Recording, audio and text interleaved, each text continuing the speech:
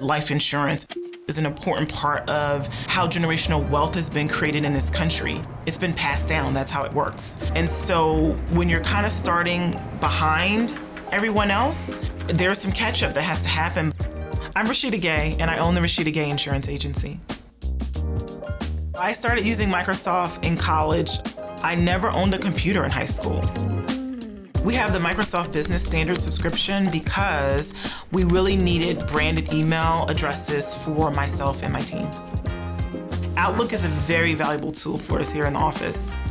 In the insurance industry, we like to save every conversation we have with clients, and we always just drag those conversations into the appropriate client folder so we can hold them, forever. Excel is my best friend.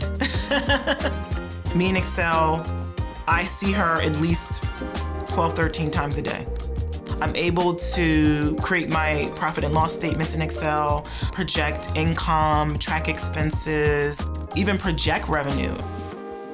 Me growing up poor, me being a Black woman, I just naturally feel a vested interest to help my community.